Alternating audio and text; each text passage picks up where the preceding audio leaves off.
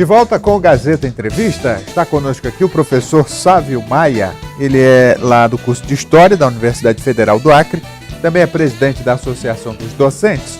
E nós convidamos o professor para fazer aqui uma análise, uma reflexão sobre essa campanha eleitoral no âmbito do ensino superior, porque houve um momento de tensão agora nas últimas semanas, não é? Porque a academia é um lugar próprio para o debate.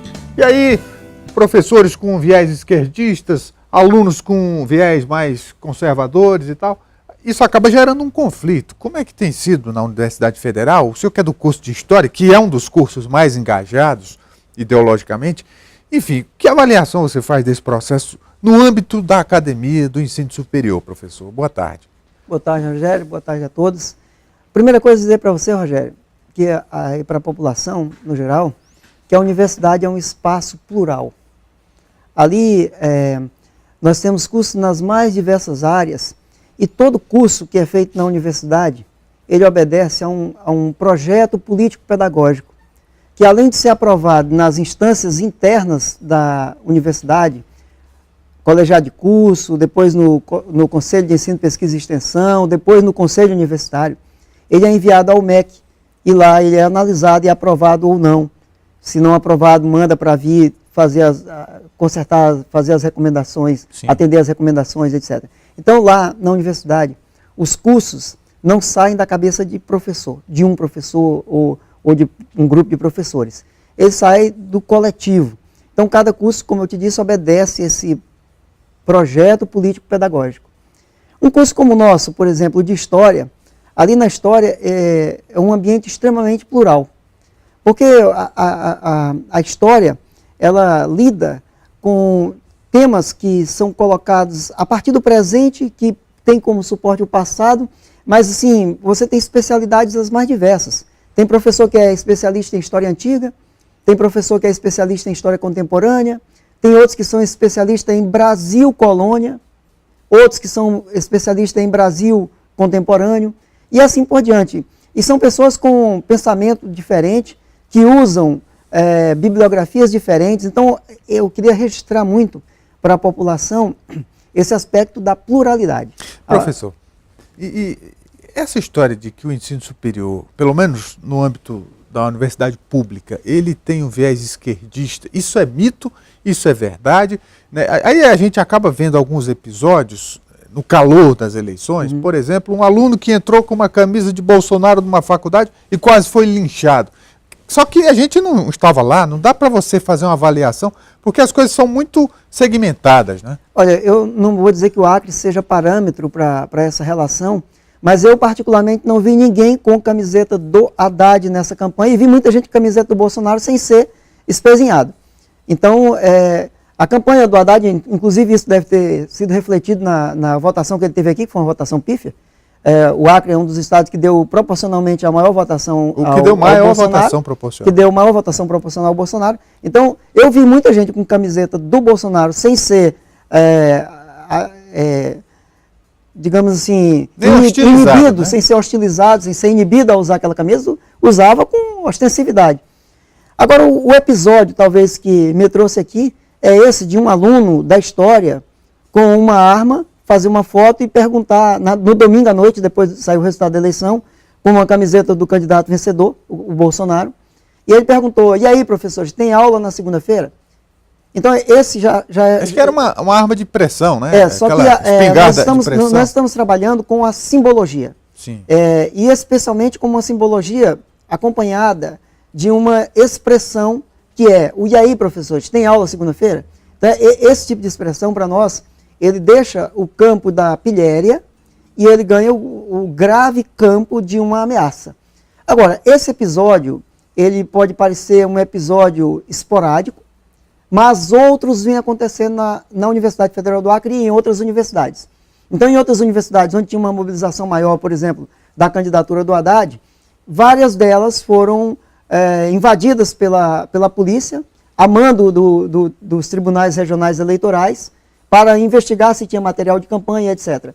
Então, um número de 18 universidades que foram invadidas, algumas como a Universidade Federal Fluminense, numa das faculdades que tinha uma faixa dizendo somos contra o fascismo e foi mandado retirar a faixa. Então, professor, mas causar espanto, só para dizer. Quando a legislação eleitoral estabelece que o bem público de uso comum não pode se tornar espaço para campanha, isso é muito claro, não conflita com essa atitude da própria universidade, do reitor, seja lá de quem for? Eu acho que é muito claro isso e para nós foi muito tranquilo. Eu não vi nenhum professor, por exemplo, adentrar a sala com adesivo de candidato A ou B. Mas só pelo fato de mobilizar, de colocar uma faixa... Agora, o espaço da universidade, assim como outros espaços públicos, eles que aglomeram pessoas, pode juntar pessoas que se manifestam. Manifestaram apoio a uma ou outra candidatura e fizeram, andando pelos corredores da UFAC, não na sala de aula.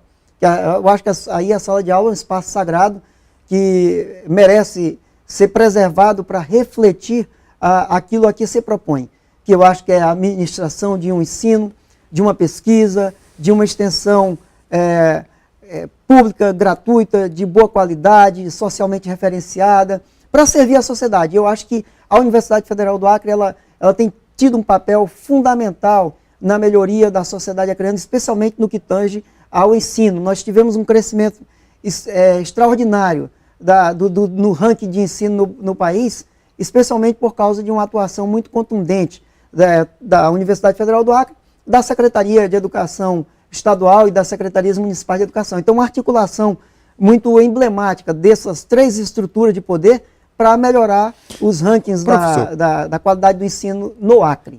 Tem também episódios de alunos que estão se recusando a, por exemplo, assistir uma aula sobre marxismo, pelo fato de ter a questão ideológica como pano de fundo, etc. Não necessariamente um ativismo do professor, mas um assunto que remete diretamente ao contexto político.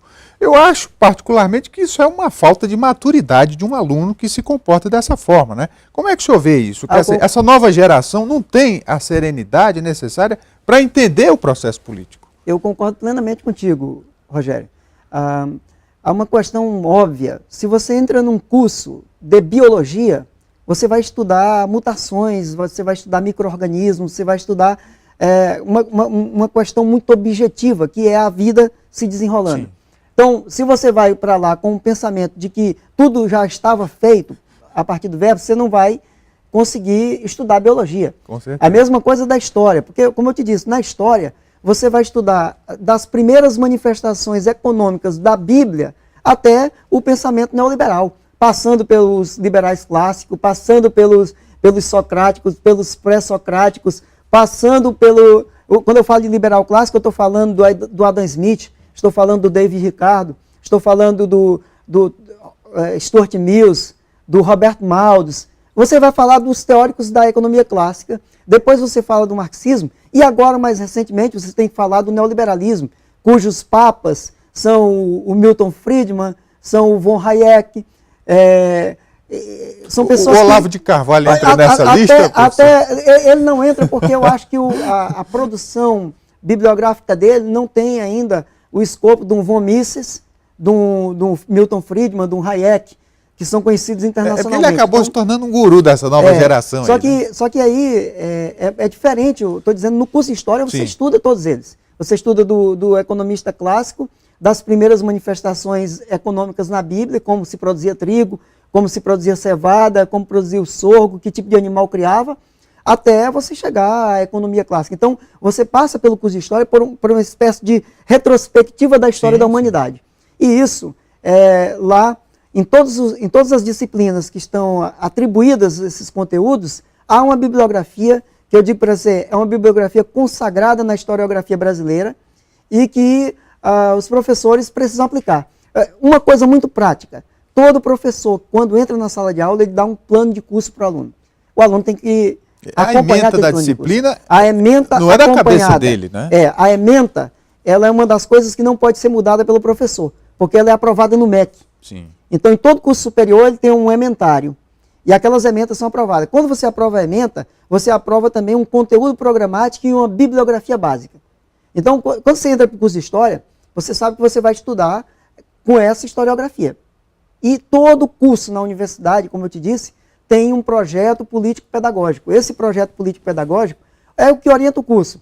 O curso de História, que é o curso que eu faço parte, ele diz assim, olha, nós pretendemos, com a aplicação desse curso, criar uma sociedade com capacidade de fazer crítica. Agora, professor, saindo um pouco desse maniqueísmo, vamos falar do papel da universidade no desenvolvimento do Brasil e na nova era que o Brasil adentra, para o bem ou para o mal, com um novo governo, né, com uma nova postura da sociedade, mostrando um conservadorismo maior. Como é que o senhor vê esse desafio? Olha, é um desafio muito grande, porque nós já estamos na vigência da PEC 55, que agora se transformou em Emenda Constitucional 95. Essa emenda constitucional, ela está limitando a aplicação de recursos na universidade pública, no Sistema Único de Saúde, na assistência social no geral. Então, nós já estamos tendo um encolhimento. Do ano passado para cá, nós tivemos na Universidade Federal do Acre uma redução de 75% na rubrica de investimentos. Então, nós vamos ter uma queda. Mas, assim, no geral, a Universidade Pública Brasileira ainda é a responsável por praticamente 80% de toda a pesquisa que se produz no Brasil hoje.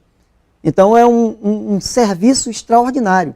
Nós já tivemos aqui desenvolvimento de tecnologias importantes na área de aviação, na área da prospecção de petróleo em águas profundas, na petroquímica. Nós temos áreas ligadas à informática, à robótica, que saem de dentro da universidade. Inclusive a indústria dos fármacos. Só que a indústria dos fármacos controlada por laboratórios internacionais, como Bayer, como Hearst, que são grandes laboratórios alemães. Então, se você vai hoje num hospital para fazer uma consulta simples, ou vai fazer uma radiografia, o aparelho de raio-x é importado.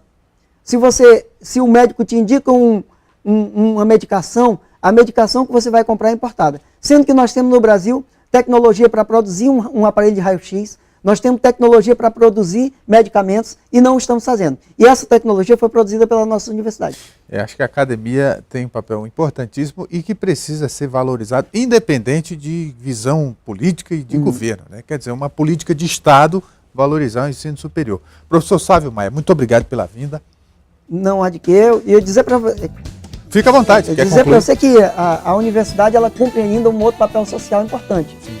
Mas obviamente que isso independe de governo. Deveria ser visto sempre como um investimento e como política de Estado, e não de governo. Obrigado, professor. Vamos fazer um intervalo, a gente volta já. Continue com a gente.